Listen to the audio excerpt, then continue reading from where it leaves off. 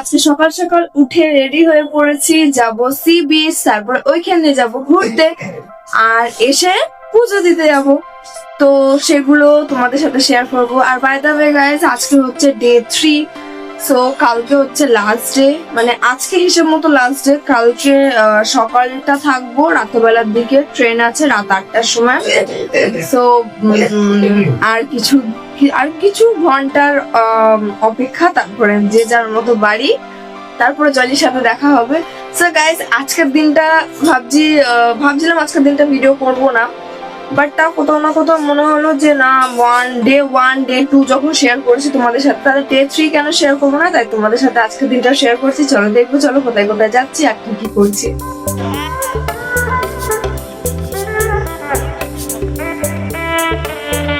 Hotel থেকে বেরিয়ে আমরা চলে যাচ্ছি সি বিচে গিয়ে তোমাদের সাথে দেখা হচ্ছে। তারপরে অনেক কিছু আছে, সাসপেন্স, দেখা হচ্ছে। গাইস, কতগুলো বাদর একবার দেখুন, কি কিউট না। এদেরকে দেখছে এই ছোট বাচ্চারা দাঁড়িয়ে দাঁড়িয়ে দেখছে। ওরে বাবা, কি কিউট।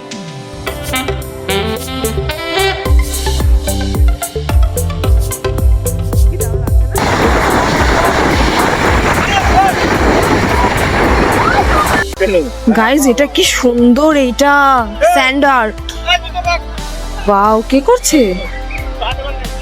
ওয়াও, কি সুন্দর রে। এত সুন্দর ভিউ এর সাথে যদি এত সুন্দর একটা স্যান্ড আর্ট দেখা যায়, তাহলে আর কি বলবো বলো। এই যে ইনি বসে বসে করছে, কি সুন্দর একটা স্যান্ড আর্ট। পুরোটা দেখাচ্ছে, মানে কোনো খুঁত নেই, পুরো একদম নিখুঁত ভাবে করেছে। গাইস, দেখো জ্যান্ত পা নাড়াচ্ছে, দেখো। হ্যাঁ, কাকড়া। ওমা, হাত ভাঙো না, আরো উঠেছে মনে হয় ওই সাইডে। গাইস, এটা কিন্তু কোনো জেসে কাঁকড়া না, এটা কিন্তু একটা বিষাক্ত কাঁকড়া। তাই আমি বললাম যে একটা ভিডিও শুট করে নেওয়া যাক। পাশে যিনি আছে উনিও কিন্তু ভিডিও শুট করছিল, মা হাতে নিয়ে বললো যে একটা ফটো তুলবে, আর তখনই এমন একটা কাণ্ড ঘটলো। বাবা, আমার নতুন জুতো। কল আসবে না ভেবে আমরা অনেকটা দূরে দাঁড়িয়েছিলাম, কিন্তু গাইস कोई बात नहीं, कभी कभी ऐसा हो जाता है। বাট গাইস, আমার মাকে দেখো ফটো তুলতে ব্যস্ত, কাঁকড়া হাতে নিয়ে। মরছে। কাঁকড়া ধরতে গিয়ে কি হলো? এটা খাবারটা নয়। না না,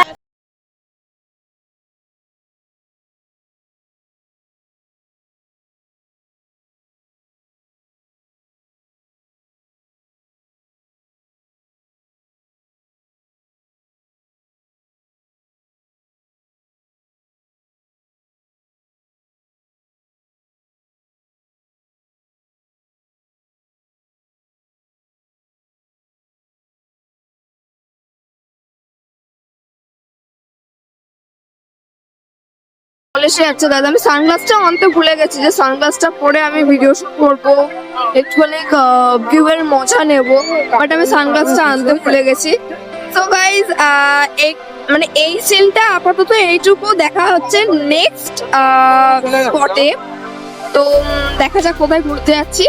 তো যেখানে ঘুরতে যাচ্ছি ওইখানে গিয়ে আবার ভিডিও স্টার্ট করছি, ওখানে গিয়ে তোমাদের সাথে দেখা হচ্ছে। আমরা চলে এসেছি গম্ভীরা, আর এখানে কথা বলা বারণ, তাই আমি এখন সাইলেন্টলি সব কটা ভিডিও রেকর্ড করে তোমাদের সাথে সেগুলো শেয়ার করবো। তো এখন সাইলেন্ট হয়ে যাচ্ছে।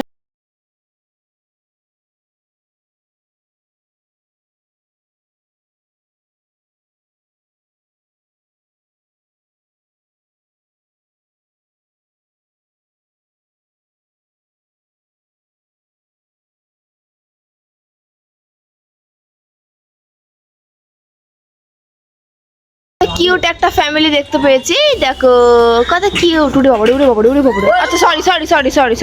তোরে আমি প্রায় শুট করা শুরু করে দিয়েছি, কিন্তু তারপরে জানতে পারলাম যে শুট করলে পরে বা কোনো ফটো তুললে পরে তার জন্য 200 টাকা ফাইন দিতে হবে। তার জন্য আমাকে বাধ্য হয়ে ফোনটা রেখে দিতে হয়েছে। বাই দ্য ওয়ে গাইস, আমি যতটুকু ভিডিও করতে পেরেছি আমি ততটুকুই তোমাদের সাথে শেয়ার করছি। আর এখানে বাদর আছে, আমি তাড়াতাড়ি করে ফোনটা রাখছি, না তো যখন তখন নিয়ে চলে যেতে পারে।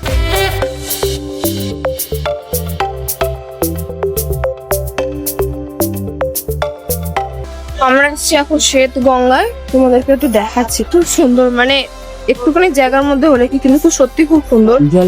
হ্যাঁ, মানে জলের মধ্যে একটা মন্দির আছে যেটা খুবই সুন্দর লাগছে, আমি দেখাচ্ছি একবার।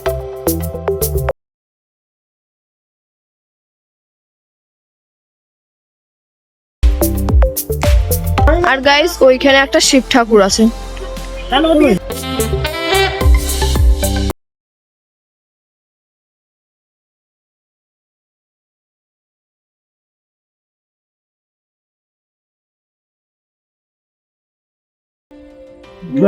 কত উঁচু উঁচু সিঁড়ি।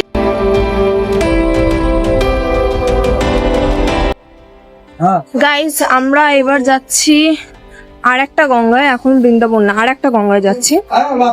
তো এখানে অনেক ফরেনাররাও আসে গাইস, তোমরা নিশ্চয়ই ব্যাকগ্রাউন্ডে দেখতে পাচ্ছ। ও মোবাইল বাউন্ড করছে, আচ্ছা ঠিক আছে। ভিডিও করা গাইস গাইস এইটা দেখো, এইটা দেখো, মন প্রাণ ভরে যায়। তো কি বলছিলাম, ও হ্যাঁ, ভিডিও করো বলে আমি জাস্ট ফোনটা মন্দিরের মধ্যে ঢুকিয়েছি, তখন শুনলাম যে ভিডিও শুট করা যাবে না, কোনো রকমের কোনো মানে ফোনই অ্যালাউ করছে না। তাও আমি ফোনটা ব্যাগের মতো রেখে দিয়েছিলাম, আমি সাইলেন্ট করে রেখে দিয়েছিলাম। বাট চলে এসেছে সীতাবকুল, তোমাদেরকে দেখাচ্ছি খুব সুন্দর একটা। এইটা হচ্ছে সীতাবকুলের মেইন গেট, দুই সাইডে দুটো সিংহ। ও বাবা কি সুন্দর, সাইডে দোকানও আছে।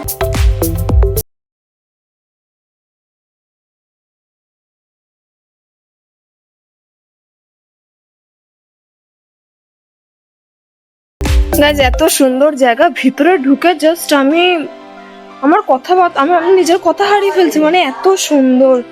আর ওই যে নারায়ণ বলছি, রাধা কৃষ্ণের যে স্ট্যাচুটা ছিল, এটা দেখে আমার প্রাণ, মানে এত সুন্দর, খুব সুন্দর ভাবে সাজানো ছিল। বলো মা, রাধা কৃষ্ণটা খুব সুন্দর ভাবে সাজানো ছিল। আর দেখা হচ্ছে নেক্সট জায়গাতে, চলো, কেউ স্কিপ করবে না কিন্তু। বাবা রাস্তা যা গরম, আর রাস্তা এবড়ো খেবড়ো রাস্তা, কোমর টোমর গাবো ব্যথা হয়ে গেছে অটোতে আসতে আসতে। সো ফাইনালি আমরা চলে এসেছি এখন গুপ্ত বৃন্দাবন। মানে বাইরে দিয়ে দেখে তো খুব সুন্দর লাগছে, দেখা যাক ভিতরটা কেমন। একবার দেখাচ্ছি, পিছনটা দেখলে বুঝতে পারবে।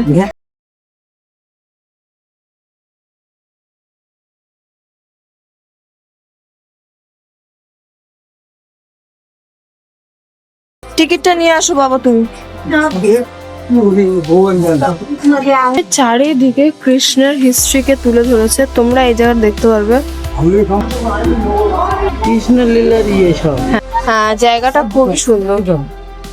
এই যে আমরা সবাই মিলে দাঁড়িয়েছি এখানে, এখানে আছে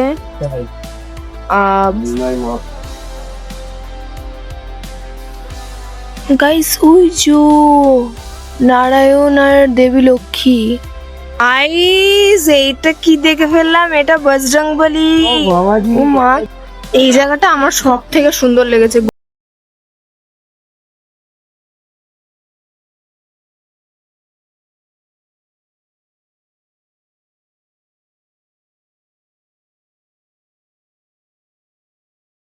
খুব সুন্দর, মানে গুপ্ত বৃন্দাবন। তোমরা যদি কোনোদিন পুরীতে আসো তাহলে অবশ্যই গুপ্ত বৃন্দাবনটা ঘুরে যাবে, একদম নিট অ্যান্ড ক্লিন, আর সম্পূর্ণ কৃষ্ণের ইতিহাসটাকে তুলে ধরেছে। গুপ্ত বৃন্দাবনটা অ্যাকচুয়ালি অনেকটা বড় জায়গা, কিন্তু যেহেতু সবকিছু দেখানো সম্ভব না, যদি সবকিছু দেখা তাহলে 1 ঘন্টার উপরে ভিডিও হয়ে যাবে, সবকিছু দেখানো সম্ভব নয়। তার জন্য নেক্সট স্পটে গিয়ে তোমাদের, ও গাইস একটা জিনিস দেখেছি, এই জিনিস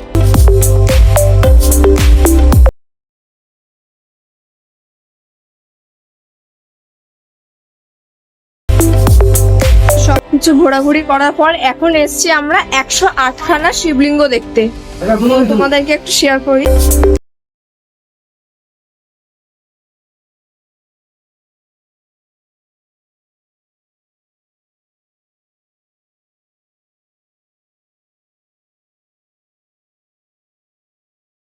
এইটা আমার এখানে এতগুলো শিব ঠাকুরের কাছে প্রত্যেকের কাছে 10 টাকা 10 টাকা করে আছে, কিন্তু আমি একটা 10 টাকা তুলে নিয়েছি, যেটা আমি আমার ঘরে রাখবো, মানে আমি আমার নিজের কাছে রাখবো।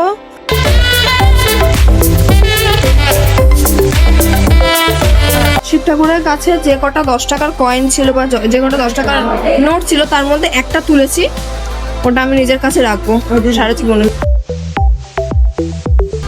এখানে শিব ঠাকুর, টাকা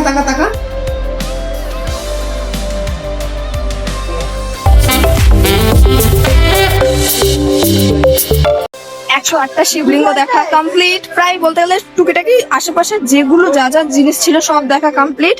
আজকের মতো ভিডিওটা এইটুকুই। তোমরা কি করছো, লাইক সাবস্ক্রাইব করে দাও। Okay bye.